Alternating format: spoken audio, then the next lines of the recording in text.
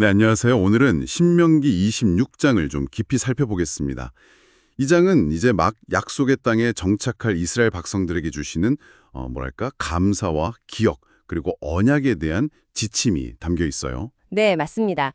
가나안 땅에 들어가기 바로 전해 주신 말씀인데 그 땅에서 어떻게 살아야 하는지 그 기초를 다지는 아주 중요한 내용들이죠.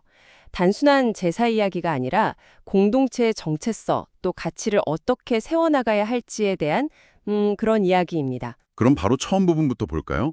첫 소산물 봉헌에 대한 이야기 1절부터 11절까지인데요. 하나님이 주신 땅에서 첫 수확을 하면 그걸 광주리에 담아서 하나님이 정하신 곳으로 가져가라. 그리고 제사장 앞에서 고백을 하라고 하잖아요. 네, 그 고백 내용이 아주 인상적이죠. 네, 제 조상은 방랑하던 아람 사람이었고 소수로 이집트에 갔다가 큰 민족이 되었는데 학대받았습니다. 이런 이야기요.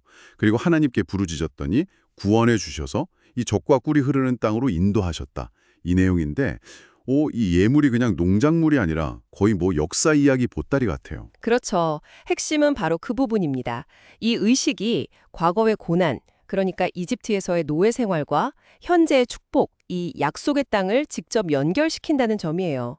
지금 내가 누리는 이 풍요가 어디서 왔는지, 그냥 주어진 게 아니라 하나님의 구원과 약속의 뿌리를 두고 있다는 걸 고백하는 행위인 거죠. 아, 그러니까 감사의 근거를 명확히 하는 거군요. 네. 그리고 더 중요한 건 11절을 보면 이 기쁨을 혼자 누리지 말라고 해요. 레위인, 그리고 심지어 외국인 거주자들과도 함께 나누라고 하거든요. 함께 나누라. 네. 감사가 개인적인 차원에 머무는 게 아니라 공동체 전체로 확산되어야 한다는 걸 보여주는 대목이죠. 과거의 기억이 현재의 나눔으로 이어지는 거예요. 기억이 나눔으로 이어진다. 참 중요한 지점이네요.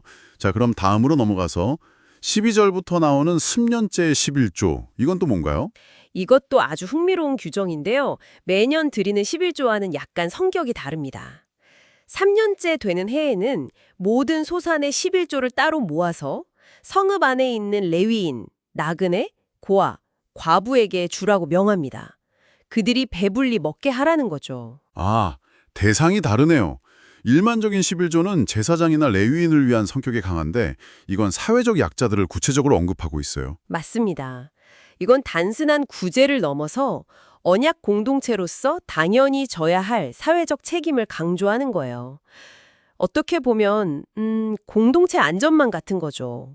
그리고 나서 하나님 앞에서 선언하는 내용이 있잖아요. 13절, 14절 보면 내가 이 명령을 어기지 않았고 부정한 방식으로 이 거룩한 예물을 쓰지 않았습니다 하고 말이죠.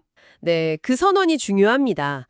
이게 나 잘했죠 하는 자기 자랑이라기보다는 하나님의 명령, 특히 공동체 내 약자를 돌보라는 그 언약의 요구를 내가 성실히 지켰다는 확인 절차인 셈이에요. 확인 절차. 그렇죠.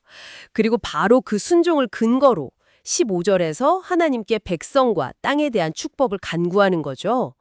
그러니까 윤리적인 삶의 실천과 하나님의 복이 분리되지 않는다는 걸 명확히 보여줘요. 종교적인 의무와 사회적인 책임이 하나로 연결되어 있다는 거군요. 바로 그겁니다. 자, 이제 마지막 부분인데요. 16절부터 19절. 여기서는 이 모든 규례와 법도를 마음과 뜻을 다해 지키라는 명령으로 시작해서 하나님과 백성 사이의 언약을 다시 확인하는 내용이 나옵니다. 네, 이 부분이 신명기 전체의 핵심 주제 중 하나인 언약 관계를 아주 잘 보여주는 대목이죠. 17절에서는 백성들이 여호와를 우리 하나님으로 인정하고 그 길을 따르겠습니다 하고 선언하고요. 그리고 18절에서면 하나님께서 화답하시죠. 너희는 내 보배로운 백성이다. 내 모든 명령을 지켜라. 이렇게 약속하시는 거예요. 서로의 약속을 재확인하는 거죠. 보배로운 백성이라는 표현이 참 특별하게 들리네요. 그렇죠. 이스라엘의 정체성이 바로 이 언약 관계 그리고 율법 준수에 달려 있다는 것을 분명히 하는 겁니다. 하나님은 그들이 이 언약을 지킬 때 그들을 모든 민족 위에 뛰어나게 하셔서 칭찬과 명성과 영광을 얻게 하시겠다고 약속하세요. 19절. 그러니까 그들의 존재 이유 또 목적 자체가 하나님과의 이 특별한 관계 속에서 규정된다는 의미입니다.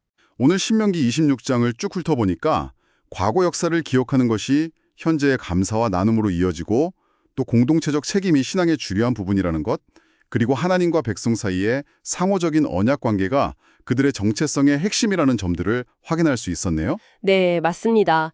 특히 그 고난의 기억을 그냥 과거로 묻어두는 게 아니라 현재의 감사 재물, 또 사회적 약자에 대한 책임감으로 이렇게 승화시키는 방식이 참 인상 깊어요. 여기서 청취자 여러분께도 한번 생각해 볼 질문을 드리고 싶습니다. 여러분 각자의 삶의 이야기나 혹은 속한 공동체의 배경을 돌아볼 때요.